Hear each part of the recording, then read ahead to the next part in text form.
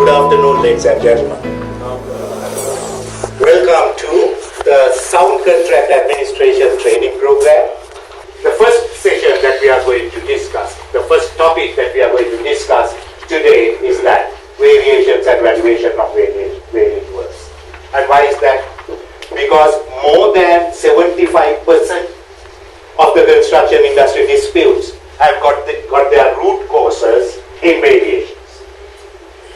The inability of contract administrators like us here to identify whether a change is a variation or not. There are a lot of disputes in that area. And having identified it as a variation, the inadequate valuation of that variation. And there are a lot of disputes in that area as well. Hopefully, at the end of this very first session, when you have had a holistic knowledge about everything there is to know about variations and their valuations, as far as you are concerned, there would not be any disputes in the industry. Okay. If you had time to read this particular question while waiting for this session to start, you would have seen how simple, how complex even this simple valuation of a variation is.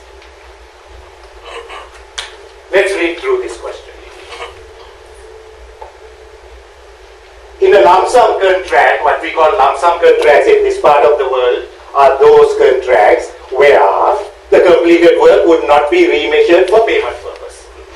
If the contract price is say 100 million, on completion of the works, you pay the contractor the whole of the 100 million. Okay, you don't remeasure. Such a contract we call a lump sum contract. In the bill of quantities which is supplied by the employer, of course the employer is not preparing, his consultants prepared it, but the employer is responsible for that because it is his document. The quantity shown in the BOQ for this boundary wall is erroneous. It's only 100 meters, whereas the drawings show 200 meters of boundary wall. So the scope of work is shown in the drawing, and therefore the contractor has to construct 200 meters of boundary wall. But the BOQ shows only 100. And the tender has priced it at 100 dirhams a meter, 10,000 for this particular boundary wall. And similarly, the contractor has priced all these other items in the project, added together, come up with 100 million lump sum, for instance, for the whole works, and sign the contract for 100 million lump sum. Now, this particular error would not have mattered if there is no variation instructed. The contractor would complete the works, and you are not going to remeasure anything. On completion of the project, you pay him 100 million. This error would not have mattered. But in this particular instance, a variation has been instructed. What is the variation? Let's say the employer says, we don't have money, let us construct this boundary wall later. So the engineer instructs a omission. A variation has been instructed to delete the whole of the boundary wall.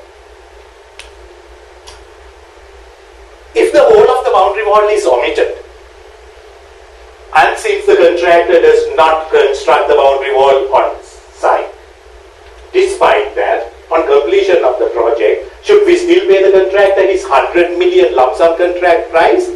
Or should we deduct something for the boundary wall which he did not construct? We have to deduct something for the boundary wall he did not construct. How much should we deduct? Minus $20.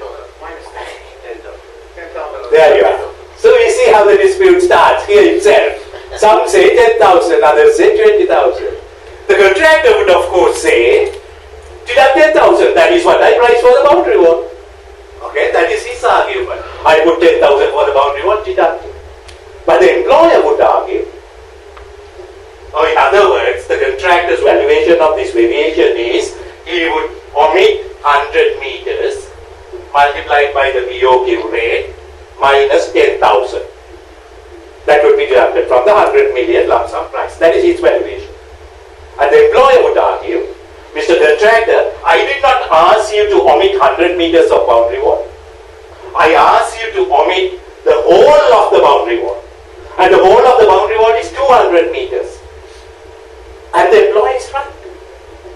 In the valuation of the variation, you will have to use the actual quantity that you omit, which is 200 meters.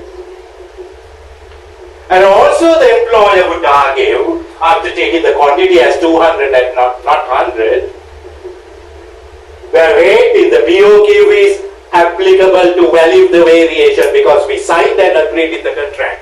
The rates in the bills of quantities are applicable, appropriate to value variations. And he's right once again. And therefore he would be looking for a saving of 20,000. And who is right and who is wrong? By any chance, if the contractor now wants to argue, fine. If you don't want to use 100 as the quantity but you want to use 200 as the quantity, then my rate in the BOQ is inapplicable to value that variation. I want some other rate. How can the contractor argue that the existing rate in the BOQ is inapplicable to value the variation? If by any chance this variation is for additional work, there are various ways and means, some 1 dozen different ways and means of arguing that the existing rate is inapplicable. For instance, once the work is instructed, you can say, that work you now instructed me to do